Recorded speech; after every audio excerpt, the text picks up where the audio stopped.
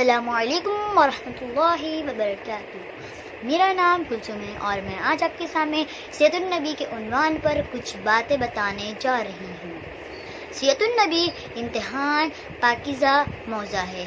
میرے یہ موضوع کا مقصد مسلمانوں کو یہ معلومات کرنا ہے ہمارا دین کن مرحلوں سے گزرا اور آپ کے صحابہ پر کیا کیا مشکلات پیش آئی ہے، یہ جاننا ضروری ہے۔ میرے پیارے نبی حضرت اسماعیل علیہ السلام کی نسل سے ہیں۔ آپ کے والد عبداللہ بن عبد المطلب اور والدہ آمنہ بنت وہاب تھی۔ آپ کا تعلق قریش قبیلے سے تھا۔ آپ کی پیدائش مکے میں ہوئی۔ یہ وہی سال تھا جس میں ابراہ نے مکے پر حملہ کیا اور ہاتھیوں کو فوج کے ساتھ، جس کا ذکر قرآن میں سورہ فیل کے اندر موجود ہے۔ آپ کی پیدائش کی خبر سن کر آپ کے دادا عبد المطلب بہت خوش ہوئے اور خانہ کعبہ میں آپ کو لے جا کر اللہ کا شکر ادا کیا اور آپ کا نام محمد رکھا۔ والدہ کے بعد سب سے پہلے دودھ پلانے والی صوبیہ تھی۔ بعد میں حلیمہ سعدیہ نے آپ کو دودھ پلایا، جس کے بعد حلیمہ سعدیہ کے گھر برکتوں کی بارش شروع ہونے لگی۔ پھر جب آپ کی عمر 4 سال کی ہوئی تو سینہ چاک کرنے کا واقعہ پیش آیا، جس میں جبرائیل علیہ السلام نے آپ کا سینہ چاک کیا، دل نکال کر زمزم کے پانی سے دھویا اور واپس جوڑ دیا۔ پھر جب آپ کی عمر 12 سال کی ہوئی تو ابو طالب کے ساتھ تجارت کرنے کے لیے ملک شام گئے۔ ابو طالب کے ساتھ تجارت کرنے کے لیے گئے۔ وہاں کے چرچ سے ایک راہب یعنی فادر نکل کر آپ کا ہاتھ پکڑا اور کہا، یہ دنیا کے سردار ہے، اللہ کے رسول ہے، رحمت للعالمین ہے۔ جب لوگ حیرت ہو گئے اور آپ راہب سے سوال کیا، آپ کو یہ کیسے معلوم ہے؟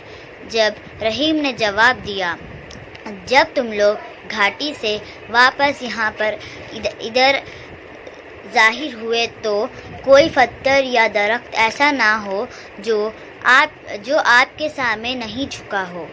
نبوت سے پہلے ہی آپ کی سچائی پرہیزگاری کو دیکھ کر آپ کے لوگ آپ کو آمین اور لقب سے بلاتے تھے۔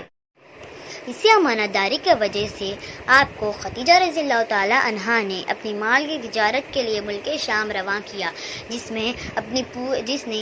میں آپ نے اپنی پوری امانت داری کے ساتھ اپنی تجارت کر کے خوب منافع خدیجہ کے حوالے کیا، جس سے خدیجہ رضی اللہ تعالی عنہا بہت خوش ہو گئے اور آپ سے نکاح کی پیشکش کی۔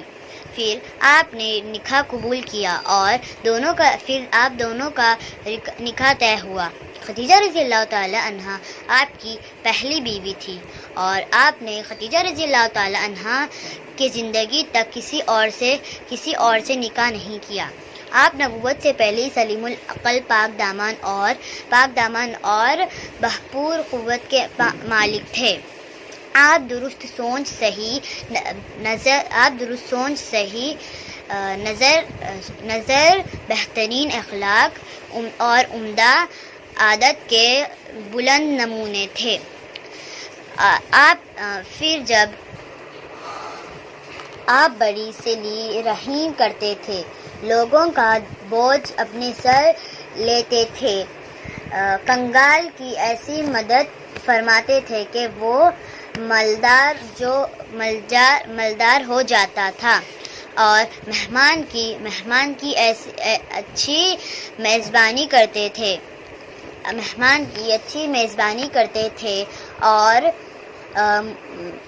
اور مصیبت زیادہ کی مدد فرماتے تھے۔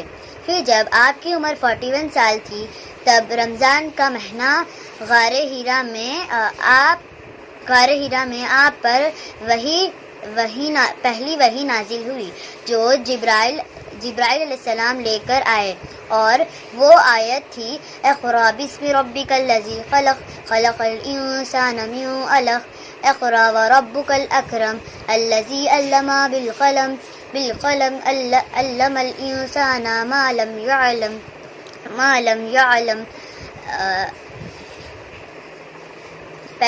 پھر آپ بہت گھبرا گئے اور یہ تمام واقعہ خدیجہ کو بیان کیا، جس کے بعد خدیجہ رضی اللہ تعالی عنہا آپ کے چچیرے بھائی کے پاس لے گئے اور آپ نے تمام واقعہ سنایا، پھر اور کہا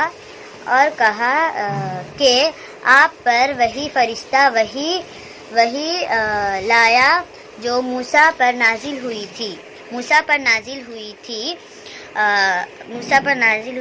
قوم آپ سے دشمنی کریں گے اور آپ کو شہر سے نکال دیں گے۔ اس کے بعد دوسری وحی نازل ہوئی،